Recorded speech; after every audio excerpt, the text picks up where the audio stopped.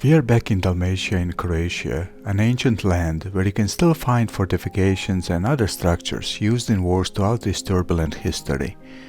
Today we'll visit historic fortifications around the town of Šibenik in central Dalmatia. Unlike the other towns on the coast that were established by Greeks, Illyrians, Romans and others, Šibenik was founded by Croats in the 7th century. However, it was conquered by Venetian Republic briefly in the 12th century, then it was under Byzantine Empire rule, and then under Hungary's rule in the 12th century and back to Venice in 1412. At the end of the 15th century, a new power was threatening the town, the Ottoman Empire. The local population under the Venetian rule organized and built defense fortifications to protect this town and surrounding areas.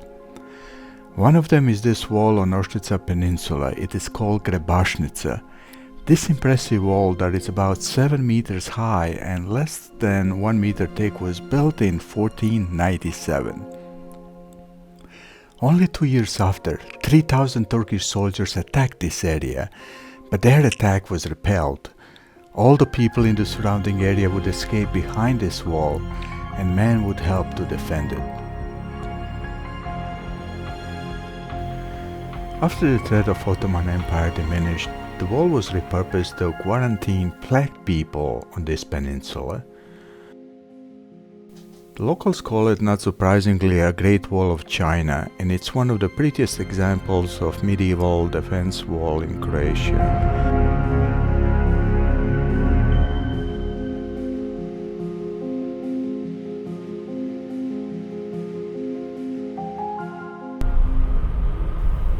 The next stop on this trip is a small island Školjić.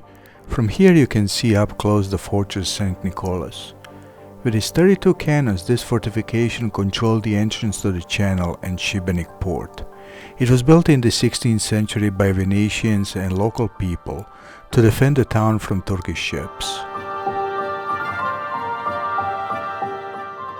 This beautiful walking path next to St. Anthony Channel will take you there over this wooden bridge. So beautiful. Just watch for some missing boards. There are many birds and fish in this crystal clear seawater. I was impressed.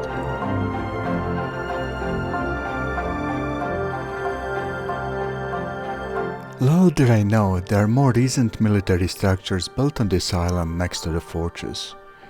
These are bunkers built during World War II, probably by Italian or German army, but they were used by the Yugoslav army after World War II. To be honest, I'm not 100% sure if Germans or Italians built these bunkers.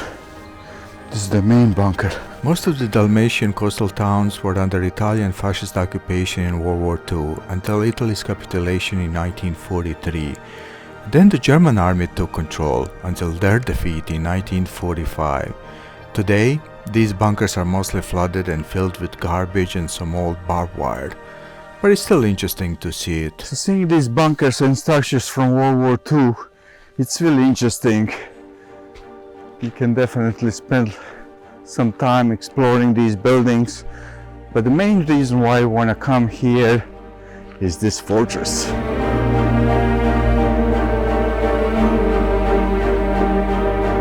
St. Nicholas Fortification was designed by a famous and tireless Venetian architect, San Michele, and built by locals from 1540 to 1548.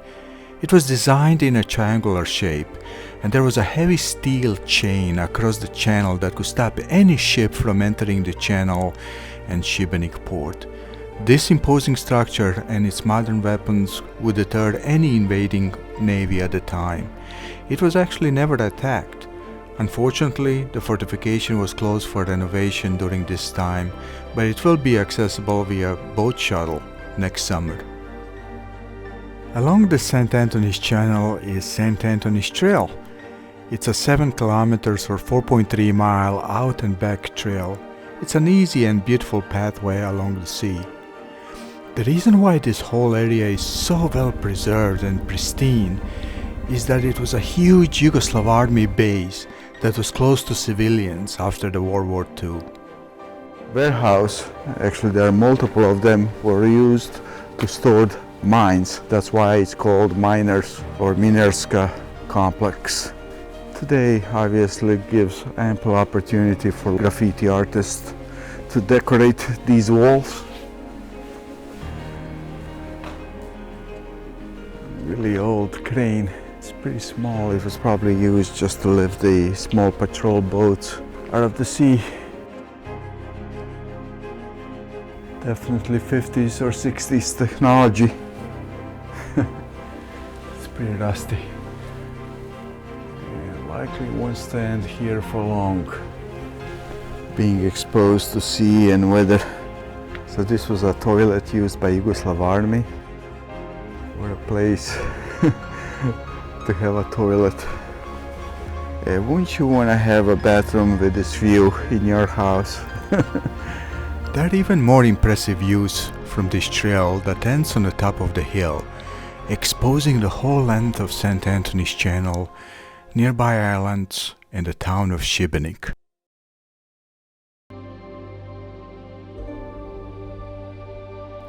Just below the smaller hill are the two significant historical sites on this trail. First, we'll visit a sea tunnel the German army started to build in 1943, but they never finished it. The idea was to provide protection for their smaller patrol boats.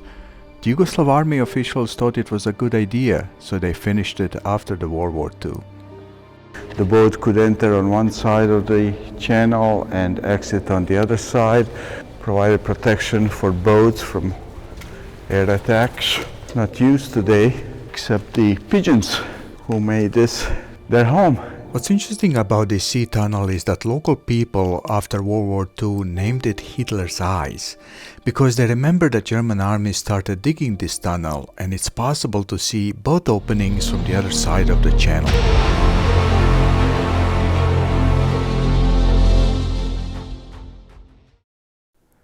Only a few steps away from the smaller tunnel entry, on the side of this hill, there's a cave with a church and an altar inside, the Cave of St. Anthony. It is currently closed because of ongoing archaeological excavations.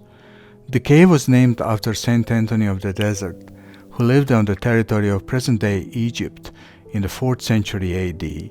Many hermits lived in this cave over the centuries, and some are even buried inside.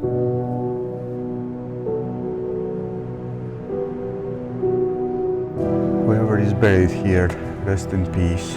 Even if you're not religious, you can definitely feel something special about this place. What a wonderful view from this cave.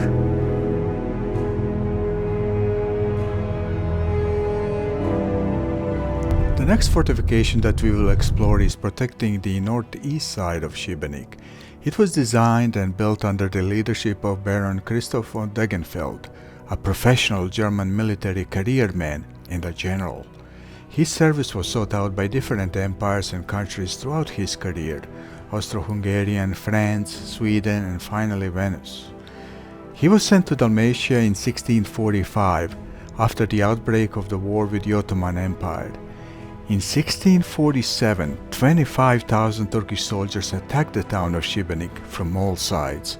This was the largest army that had amassed in Dalmatia since Roman times. The main attack was towards the larger fortress, St. John, on the northwest side of this fortification complex that encompassed the whole town.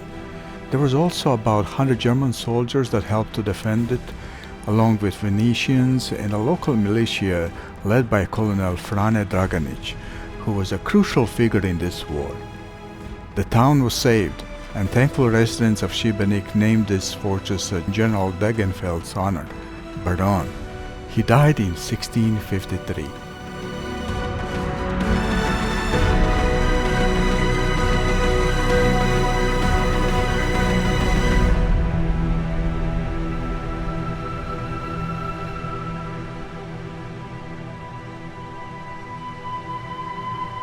This impressive view is from the largest fortress, St. John's, looking south towards St. Michael's that protected west side of the town.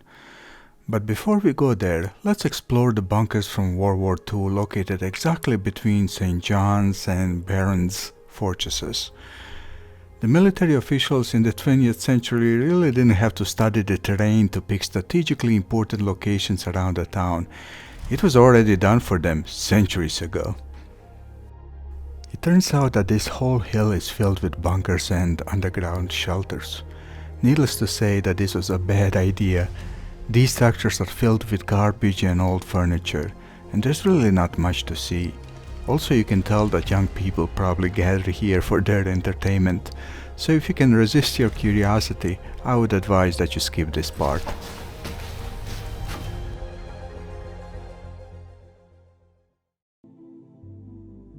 Finally, St. Michael's Fortress.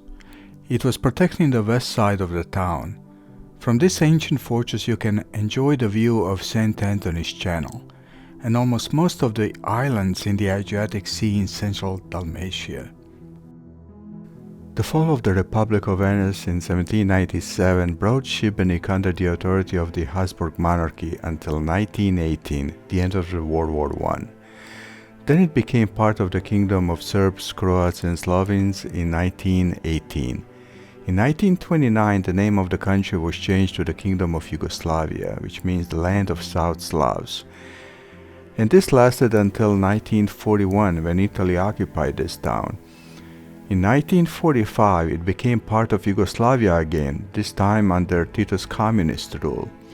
This system also disintegrated with the fall of communism in the 1990s, and now Šibenik has been part of the Republic of Croatia since 1991. Just thinking about all these changes could make anyone dizzy, so we'll take a walk through a cemetery that is next to our St. Michael's Fortress. Many prominent residents of Šibenik are buried here, including a famous Croatian actor, Špiro Guberina. To se kaže Škova sin. Ovdje u Splitu Škova sin. The cemetery, the great equalizer of everyone who lived and suffered here. Croats, Italians, Germans, and many others.